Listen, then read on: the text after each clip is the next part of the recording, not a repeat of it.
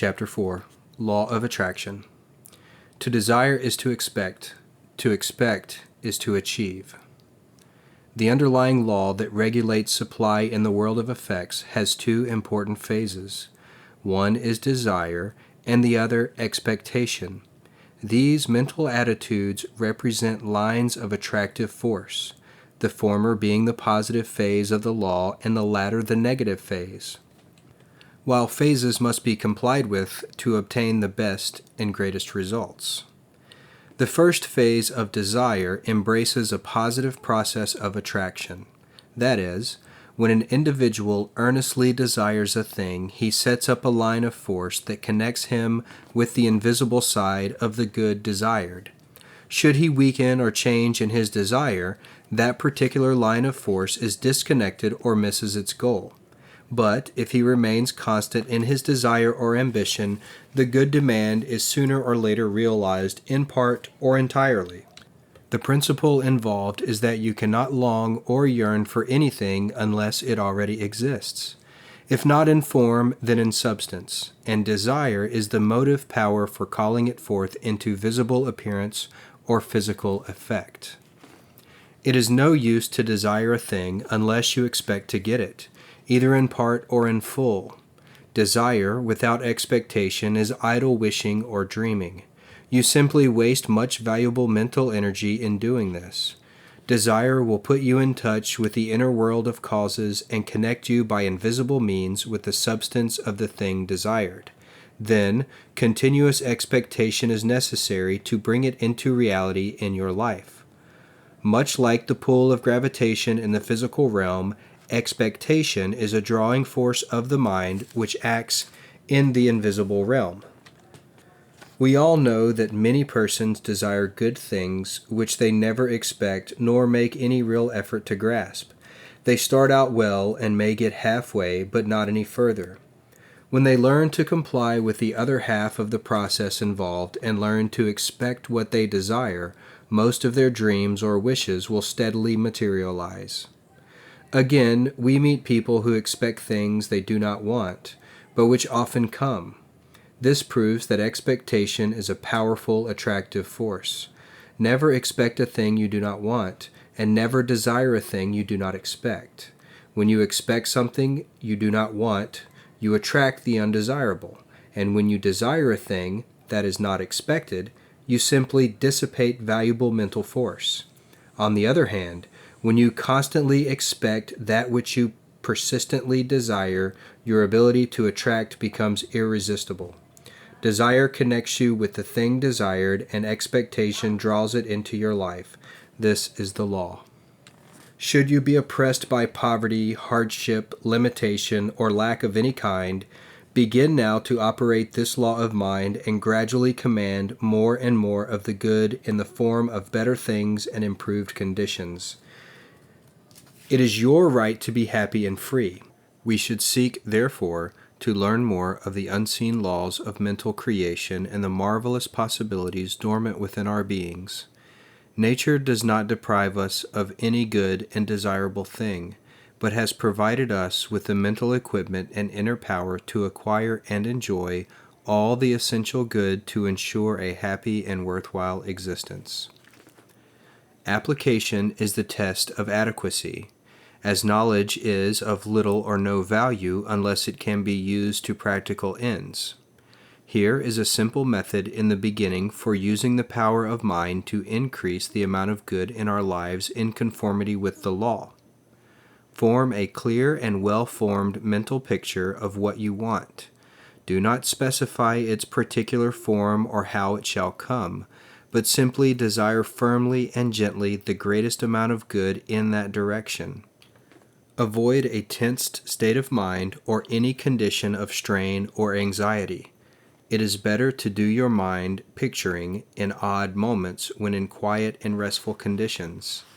Let the idea or plan of good unfold into a vivid mental picture, much the same as though it were a moving picture upon a screen. Do not force the thought, as pressure causes congestion and confusion. The calmer and more peaceful you are, the better the results. The main thing is to hold the thought. Then proceed to nourish your desire or want with calm, confident conviction that what you seek will come. As you persist in this state of mind, the good desired will tend to gravitate towards you. It may come almost at once, as in respect to little things of less consequence, like an invitation, a book, or meeting a friend on the street, or it may come by degrees over a period of time, according to the clearness and strength of your demand and the particular form of good desired. In the meantime, be reasonable and practical, and do what you can to promote its coming. I have little confidence in the Lord answering the one who rocks in an easy chair and waits for the desired thing to be placed on his lap. Somewhere it says, "The Lord helps them that help themselves." Yes, action spells results. This supplements your mental creative process and provides the channel for its expression. Then leave the results to the law. As you do your part, the law will do the rest. How well or how accurately you cooperate with the law determines the duration of time apparently required to bring forth your supply. Time is a period created by man. Nature knows no time and always responds in the present, in the now. In some instances, results that seem almost magical will appear. Often, where there has been a deep, longing desire for a particular good with no expectation of its realization, the addition of action will finish the process with the happiest results. In fact, you are always on the right side of the law when you combine the two essentials of desire and expectation. You operate a hidden intelligence that puts you in touch with the actual ways and means of materializing your desires. The principle underlying this process of attraction is as sound and as demonstrable as any principle in the science of mathematics. We all employ it every day, more or less, but usually unconsciously and therefore imperfectly. Finally, do not desire or demand what rightfully belongs to another, in the sense that such a one would suffer by deprivation. Only desire that which will round out your life to make it fuller and happier, and also that which will enable you to help others into better and happier conditions. Aim to be normal in your demands, and use the intelligence with which God has endowed you in discriminating between rational and irrational demands. The innate desire of your being is for harmony, satisfaction, and plenty. These conditions will be obtained more and more in your life as you live in accordance with the law, and constantly expect a continuous increase of good as an evidence of your growing faith in the wisdom and all-sufficiency of the great source of all good. The mind is a magnet and attracts whatever corresponds to its ruling state. Whatever we image in mind, whatever we expect and think about, will tend to bring into our lives the things and conditions that are in harmony therewith. Science has convincingly proven the existence and constant operation of the law of mental attraction. For this reason, everyone should be doubly careful about how and what he thinks. Our predominant mental attitude is the primary cause of most everything that comes into our lives, and the sooner we realize this truth, the sooner we shall begin to improve our lives and progress. We must seek to become imbued with the desire to advance and give the law a chance to help us. Everything will then work toward our aid. Obstacles will strengthen our resolve to win. Discouragement from others will only serve to strengthen and to arouse us to stronger activity. We will see more clearly and understand more fully that every difficulty is an opportunity to advance. Every stumbling block is a stepping stone to success. Our so-called burdens will lose their heaviness because the spirit within us is unconquerable, and when invoked by desire and aspiration, will unfailingly come forth in greater power and richer intelligence. This will guide our thoughts and actions into those pathways that lead to the heights of conquest. The law of mental attraction acts along the same lines as the law of gravity. It is as definite and as accurate. You have heard the law expressed in such statements as, birds of a feather flock together, or like attracts like, or things equal to the same thing are equal to each other. The thoughts and the actions of people draw to them people of their own type and kind. It is difficult to tell one just where he may fail to attract his needs, as no two people think alike, and therefore no two people make the same mistakes. However, I shall name and explain the 3 steps one can use to build up realities. By following closely these suggestions, he can note where he may have failed. Interest. The first step to take is called interest. Interest is paying special attention to some object or thing. It is being definitely concerned about someone or something. Interest is tending to see in the outer world what is already existent in one's mind. Things you think of that give you joy, pleasure, wisdom, and satisfaction are interests. I recall one woman telling me that she invariably could see cripples in a crowd quicker than anyone else. They seemed to draw her attention to them and excite her sympathy. It was because she had once been injured and was wheeled about for several months, packed in a cast, and the memory of the experience was fresh in her mind and created the interest. Our interests are largely individual because we do not think alike. One person may find interest in some things that another would fail to see. Recently, my wife and I went out exploring along a dried-up riverbed on the desert. She was especially interested in collecting bright stones containing gold, silver, copper, and iron that are commonly found in this country. I, in turn, was looking for gourds that I knew would grow wild where there had been moisture. I was interested in gathering the kind that the native Indians used in their hogans, and particularly the kind they selected for their ceremonial dances. There we were together, she walking about picking up these rare stones, and I looking around for the vines that held the gourds. I didn't even see the stones, and I'm sure she didn't see many of the gourds. Both walking together, yet we were seeing differently because we were looking for different things. We see in life that which interests us the most and pass blindly by that which is of little or no interest. It is here in this simple practice that many of us may be making our mistakes. We may be so interested in things that are not prosperous, joyful, and healthy that we pass by the very things we desire most and overlook the means of our health and prosperity. With our interests so engrossed in seeing the lesser, either through habit or ignorance, we fail to attract the greater things that are all around us. A young man came to me one day asking what he could do to increase his income. He was dissatisfied with a meager earning. I learned that he was an electrician. His work occupied several hours a day. He liked his home, enjoyed his garden, his newspapers, and occasionally stepped out socially. I thought he was getting well paid for his efforts and told him so. I added that if he wanted more earnings, he would need to stimulate his interests and be deserving of it.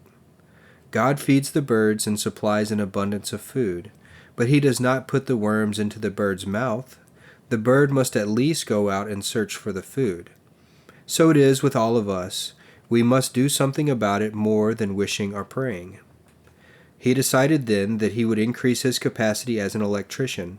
So he went to a class at night school and laid aside his newspapers for books and other materials.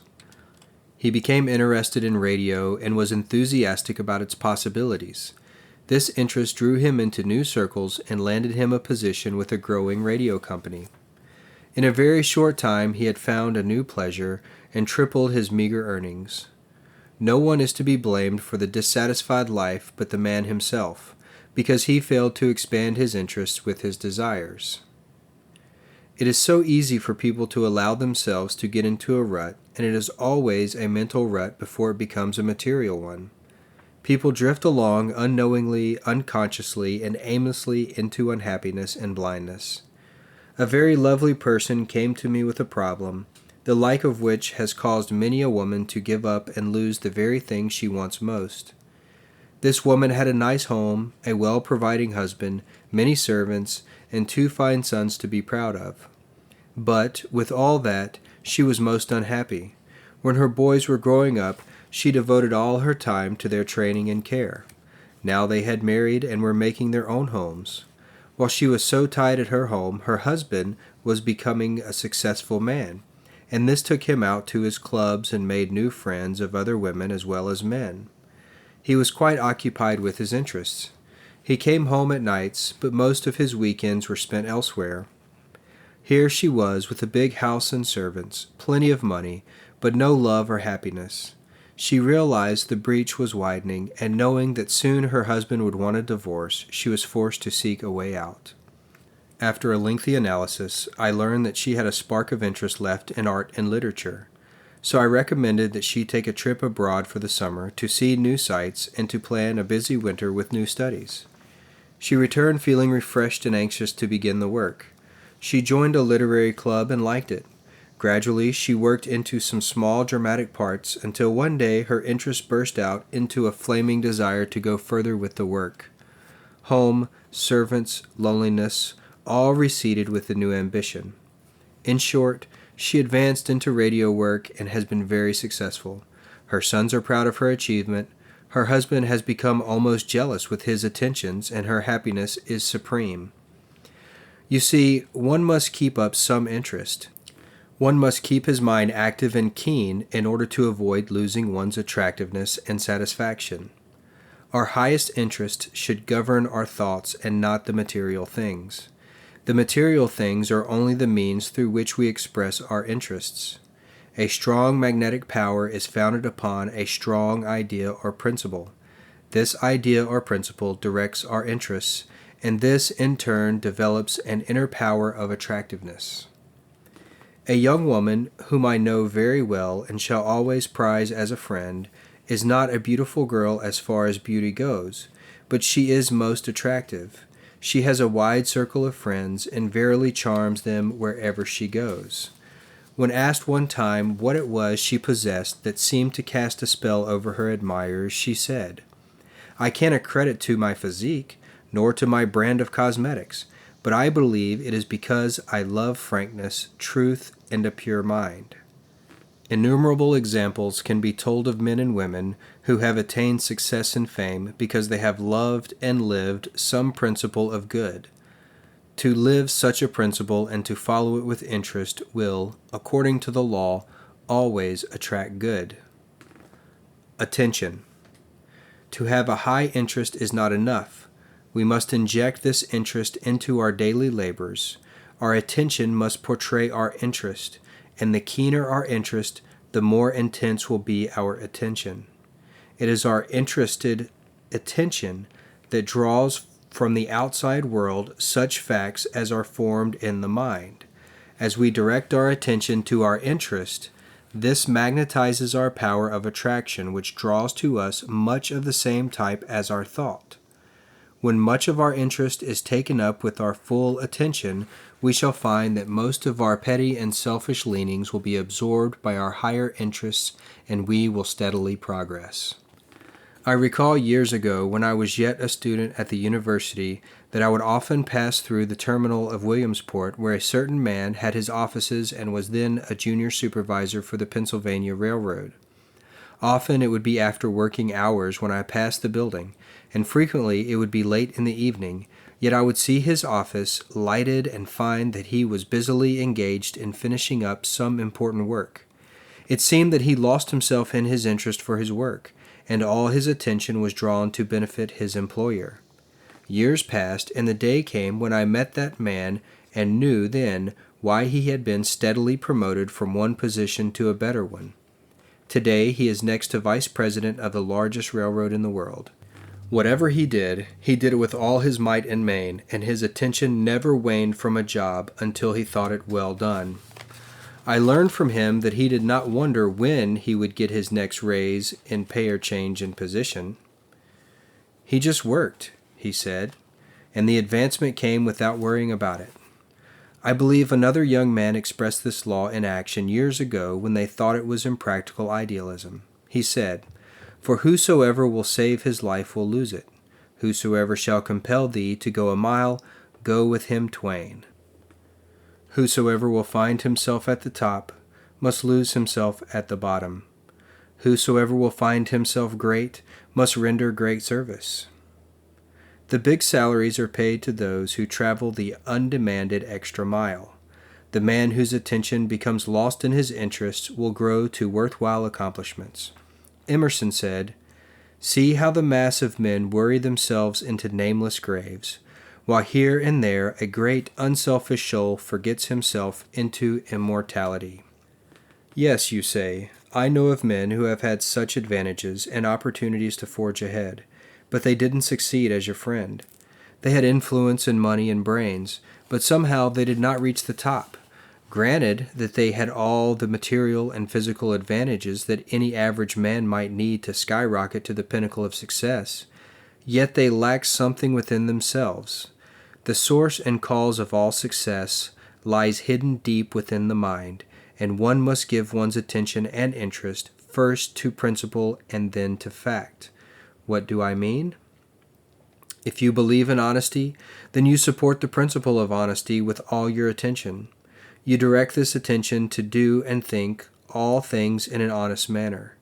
If you should have an opportunity to cheat or steal from another, you adhere to your principle and refuse to take advantage of what may seem a trivial thing. They always seem trivial in the beginning, but that is only the beginning. Such trivials grow with a cancerous rapidity. You rarely see the surface record for remaining loyal to your standard. But, in time, you will not only see but feel its satisfaction. As you watch closely to your dealings and force every issue to comply with your principle, you are charging your mind with honesty, and it becomes magnetic to attract honest endeavors and permanent success. Next, take truth and follow it along until you have worked it the same way. There are so many ways that truth may be challenged that you need not expect to accomplish your work in a week or two. It becomes a growth. After a time, you will find your interest and attention so taken up with truth in all its forms that you will no longer attract deceit or dishonesty to you or in your affairs. I remember a statement I heard when I was young in this work. The owner of a store spoke of a little lady who often came in to buy cards and gifts for her family. It had been suggested that she pass off some inferior articles on the little lady, but the woman replied, "Oh no, she is too honest to be cheated." I wondered then why she had made the remark, but I understand it now. Such can be said of all of us when we earn what the little lady had earned. A president of an Eastern college came into our chapel one day while Mrs. Holliwell was at the bookcases. He said he had read a few of the books that were on display in the window and was especially impressed by one book called The Game of Life and How to Play It by Florence Shen. He thought the title very attractive and of interest to anyone. "Do you know," he said, "I learned to look upon life as a game, and I started out as a poor boy with few advantages, but I played the game. I did not have the help that so many of these books may offer. I succeeded, and now I am telling thousands of boys and girls how I played the game. I built my success on 3 common principles: truth, honesty, and sobriety. I measured my living with these standards, and I have won a happy life." Set up a standard or a measurement for yourself if you have not already done so. Take one thing or one thought at a time and build upon it. As you strive to give your attention to some constructive interest, you will cease giving so much attention to a lesser one. You do not have to work over things as some folks may do. They go about treating against dishonesty and the like when they should adjust their minds to be free from thinking and fearing dishonesty. The law requires us to make the correction within ourselves, and if we do our work there, it will proceed to work for us outwardly. It is our thought which stimulates interest and directs our attention. Therefore, let us not wander away from the source and cause of attracting the things we do not want. Expectation. The last step we take is expectation. This is an active form of attention. It is attention with intensity. It may be likened to the actions of a cat that waits patiently at the mouse hole.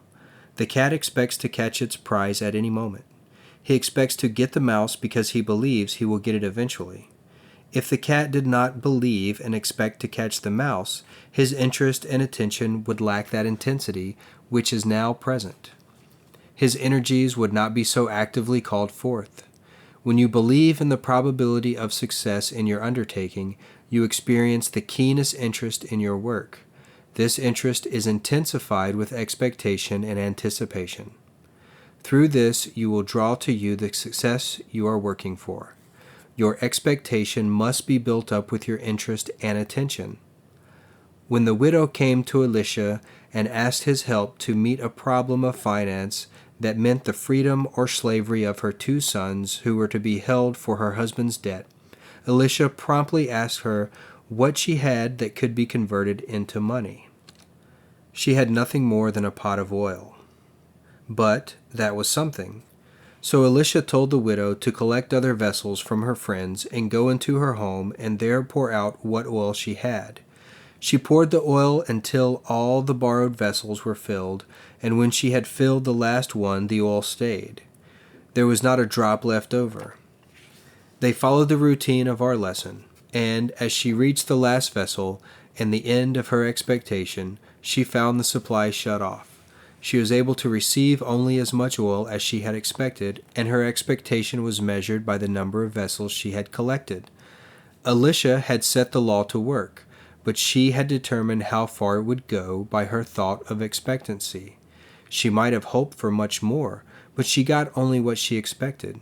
If you are working for success, health, or happiness, you may wish for a lot, but you will only enjoy as much as you are able to expect. If, in your heart, you doubt or fear that your need will be met only in part or not at all, you can know that you will receive that much and no more.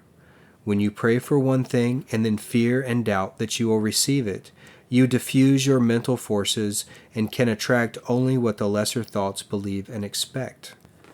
A prominent doctor was asked why it was that he was able at times to reach cases that others had failed to reach. He said, "I never expect a patient to be too far gone not to survive. I fish around in my mind for some idea of what to treat, and sometimes those ideas are very simple or strange. But the moment something inside me clicks, I accept it and I use it." He said he had never failed to help a patient when he firmly expected his recovery. When we charge our thoughts so firmly with the idea that there are no failures, then we expect success. Our mind becomes strengthened with our conviction and, like a magnet, draws to us through the principle upheld whatever desire is uppermost at the time. To desire is to expect, and to expect is to achieve.